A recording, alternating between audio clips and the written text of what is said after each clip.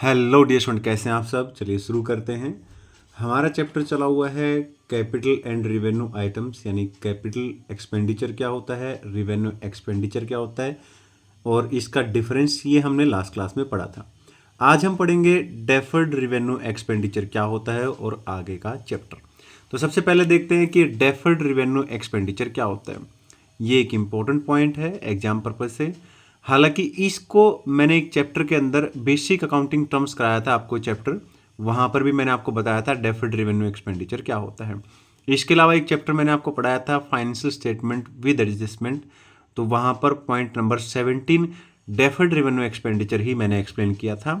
वही जो इन दोनों चैप्टर के अंदर डेफर्ड रेवेन्यू एक्सपेंडिचर है वही यहाँ पे फिर से एक्सप्लेन कर रहा हूँ, सेम है एज इट इज। ठीक है, तो सबसे पहले देखते हैं डेफर्ड रेवेन्यू एक्सपेंडिचर क्या होता है। डेफर्ड रिवेन्यू एक्सपेंडिचर एक रिवेन्यू एक्सपेंडिचर होता है। रिवेन्यू इन नेचर मतलब रिवेन्यू एक्सपेंडिचर ही है, ठीक है ना।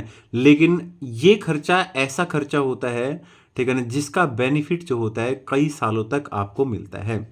इसका सबसे बड़ा एग्जाम्पल होता है एडवर्टीजमेंट। नॉर्मली इसका बेनिफिट 3 से 7 साल के लिए आपको मिलेगा, ठीक है ना। इसका जो एक्सपेंडिचर होता है वो एक्सपेंडिचर, जैसे कि मैं यहाँ पे एक एग्जांपल दूंगा, ठीक है, तो उसको जितने सालों के लिए हमने उस खर्चे को किया है, जैसे मान लेते हैं एक कंपनी है वो एडवर्टीजमेंट कराती है 10 साल के लिए और 10 साल के लिए वो, ठीक है ना, मान लेते हैं 10 लाख रुपए खर्च करती है, तो यानी कि हर साल 1 लाख रुपए उसने खर्च किया। Expenditure spread over the year, ठीक है। तो यहाँ पर एग्जाम्पल से इसको और अच्छे से समझेंगे। ये इसका परफेक्ट एग्जाम्पल है एकदम। मान लेते हैं कंपनी है और वो कंपनी एडवर्टीजमेंट करा रही है, ठीक है ना। तो एडवर्टीजमेंट के ऊपर उसने 4 लाख रुपए खर्च किए और जिस एडवर्टीजमेंट एजेंसी ने वो ऐड की है, एड एजेंसी ने, ठीक है ना, उसको बोला गया है कि भाई 4 साल के लिए इसका बेनिफिट हमें मिलना चाहिए, यानी ये ऐड 4 सालों के लिए काम करेगी, है ना। यानी कि 4 लाख रुपए 4 सालों के लिए यानी 4 ईयर्स का खर्चा है, तो 1 ईयर का 1 ईयर का 1 लाख रुपीज हो गया यहाँ पे।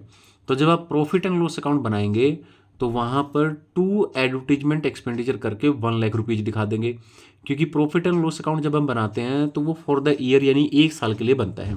तो 1 साल का खर्चा 1 लाख रुपए है, तो 1 लाख रुपए यहाँ पे दिखा देंगे।